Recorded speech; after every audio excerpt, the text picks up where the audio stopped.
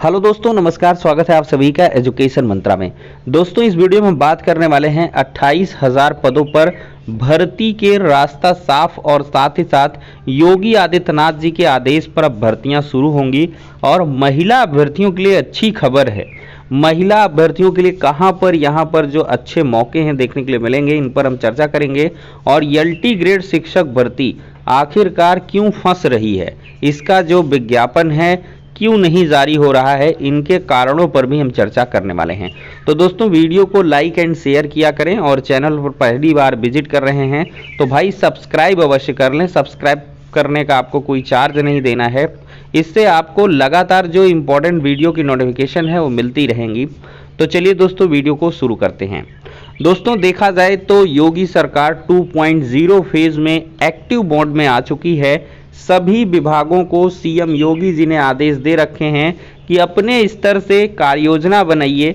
सबसे पहले तो आप 100 दिन की प्रेजेंटेशन तैयार करिए और फिर इसके बाद आप 6 महीने की, फिर इसके बाद 1 साल की और फिर एट लास्ट 5 साल की जो कार्य योजना है उसको बना के लाइए और उसमें रोजगार को प्राथमिकता पर रखा जाए। तो इस फरमान के बाद जो विभिन्न विभाग हैं वो एक्टिव हो चुके हैं।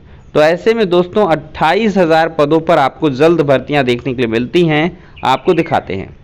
तो यहाँ पर दोस्तों देख सकते हैं, उत्तर प्रदेश लोक सेवा आयोग और अधीनस्थ सेवा चयन आयोग के जरिए 1 साल में 28,000 को मिलेगी सरकारी नौकरी।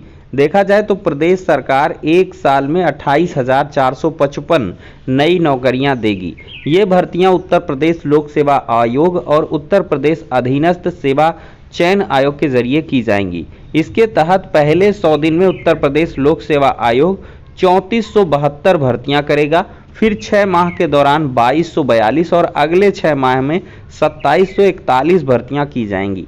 इसी तरह अधीनस्थ सेवा चयन बोर्ड की बात करें तो पहले 100 दिन में 12,000, फिर अगले 6 माह में 3,000, फिर अगले 6 माह में 5,000, यानी कि कुल 20,000 नियुक्तियां होंगी। नियुक्ति और कार्मिक विभाग ने इसके लिए लक्ष्य तय करते हुए आयोगों को इसकी जानकारी दे दी है। राज्य सरकार ने इस बार तय कार्यक्रम के आधार पर नौकरियां देने का लक्ष्य रखा है। इसके लिए सभी विभागों को निर्देश दिया गया है कि वे खाली पदों का प्रस्ताव उत्तर प्रदेश अधीनस्थ सेवा चयन आयोग और यूपीपीएससी को भेजने की प्रक्रिया अभी से शुरू कर दें। तो यहाँ पर नियुक्त और कार्मिक विभाग डॉक्टर राम मनोहर लोहिया प्रशासन और प्रबंधन अकादमी का निर्माण कर रहा है। इसके निर्माण पर 474.27 करोड़ रुपए खर्च भी होंगे। तो दोस्तों, यहाँ पर आपको हम और भी दिखाएंगे। रिक्त पदों पर भर्ती प्रस्ताव भेजने का जो फरमान है वो जारी हो गया है। मुख्यमंत्री के निर्देश के बाद मुख्य सचिव ने जारी किए दिशा निर्देश।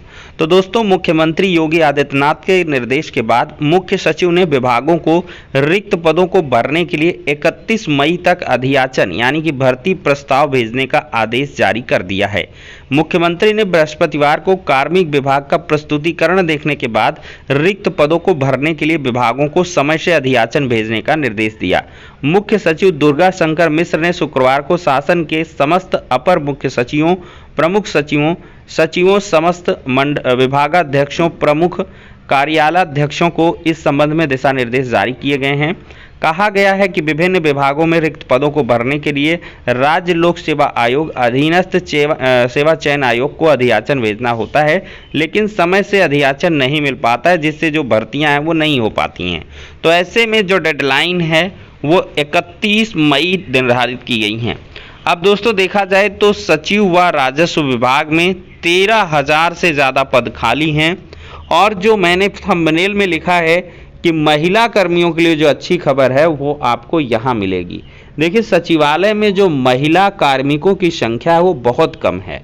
सचिवालय में महिला कार्मिकों की जो संख्या है वो सामने आई है। एक रिपोर्ट के अनुसार सचिवालय में समूह का के 539 कार्मिक है और महिलाएं सिर्फ 21 हैं। इसी तरह समूह खा में 2437 कार्मिक के सापेक्ष 410 और समूह गा में 1016 के सापेक्ष 173 और घा में 1015 के सापेक्ष 174 मात्र जो महिला कार्मिक हैं वही दिखाई पड़ रही हैं। तो एक बात तो समझ लीजिए कि आगे आने वाला जो समय है इसमें महिलाओं के लिए काफ़ी अच्छी अपॉर्चुनिटी सचिवालय में देखने के लिए मिलेगी।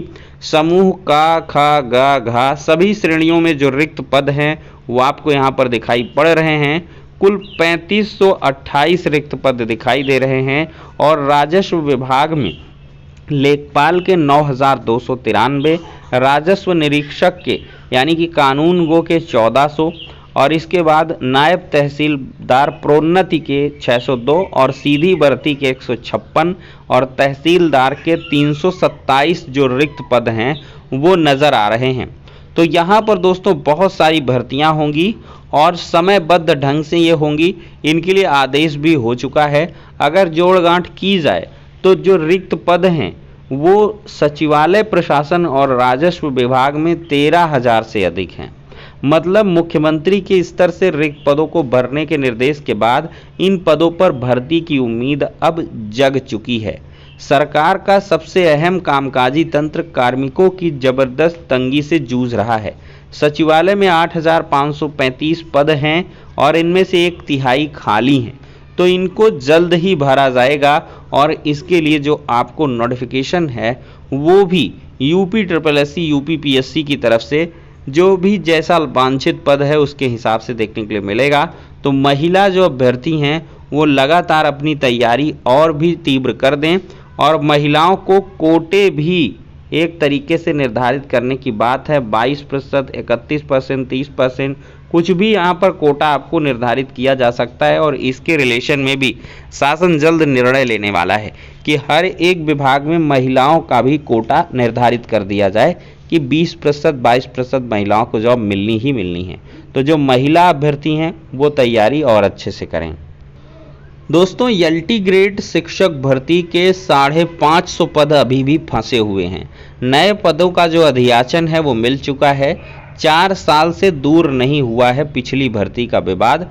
अगर देखें तो अहर्ता का विवाद अभी भी बना हुआ है। आयोग नए पदों पर भर्ती के लिए विज्ञापन जारी करता है और तब तक पिछली भर्ती के तहत अहर्ता का विवाद दूर नहीं होता है। तो रिक्त पड़े लगभग 550 पदों पर भर्ती के लिए अभ्यर्थियों को जो लंबा इंतजार है वो करना पड़ सकता है।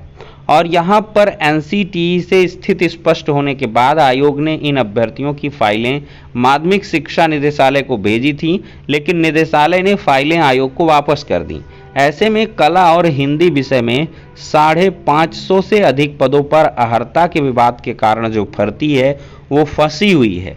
अन्यथा आपको यहाँ पर देखा जाए तो LT ग्रेड शिक्षक भर्ती के तकरीबन 3,000 पदों का जो अधियाचन है वो नया अधियाचन मिला है और 3,3200 के करीब पुराने पद खाली पड़े हैं। मतलब पुरानी भर्ती में भरे नहीं जा सके।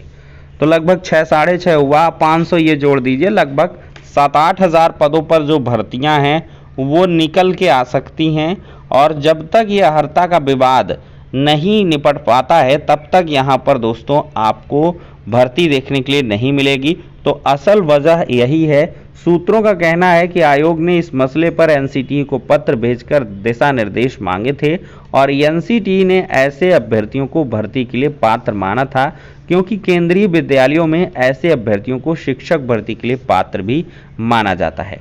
तो कुल मिलाकर यही शैक्षिक अहर्ता का जो विवाद है हिंदी और कला विषय में, उसको दूर करने का जो प्रयास है किया जा रहा है और आशा और उम्मीद है जल्द ही ये प्रयास सार्थक होगा और नई LT ग्रेड शिक्षक भर्ती का विज्ञापन जारी होगा। लेकिन दोस्तों, यहाँ पर अगर आप विज्ञापन का इंतज़ार कर रहे हैं तो आप अपने भविष्य के मतलब नींव पर कुल्हाड़ी मारने का काम कर रहे हैं, क्योंकि जब भी LT ग्रेड शिक्षक भर्ती का विज्ञापन आएगा तो आपके पास समय नहीं रहेगा और काफ़ी विशद पेपर देखने के लिए मिलता है LT ग्रेड शिक्षक भर्ती का और बहुत सारे छात्र इसके जो क्वालिफाइंग पार्ट को ही नहीं कवर कर पाते हैं। तो पेपर फर्स्ट के अंतर्गत आप जो क्वालिफाइंग पेपर है उसको पूरी तरीके से तैयार करिए। सब्जेक्ट में आप जोर आजमाइश कर लीजिएगा लास्ट में, लेकिन GK GS करंट अफेयर्स इस तरीके से सारी चीज़ों को अभी से आप लोग बिल्कुल से कंठस्थ करना शुरू कर दें, क्योंकि LT ग्रेड शिक्षक भर्ती का विज्ञापन कितने दिन फंसेगा, कितने दिन अहर्ता का विवाद होगा। महीना, 2 महीना, 4 महीने, 6 महीने बहुत हो गया। अब एक आध महीना 2 महीना इंतज़ार हो सकता है, लेकिन जुलाई के पहले पहले आपको फॉर्म भरने का मौका अवश्य मिल जाएगा। तो फिलहाल के लिए दोस्तों इस वीडियो में इतना ही, नेक्स्ट में मिलते हैं।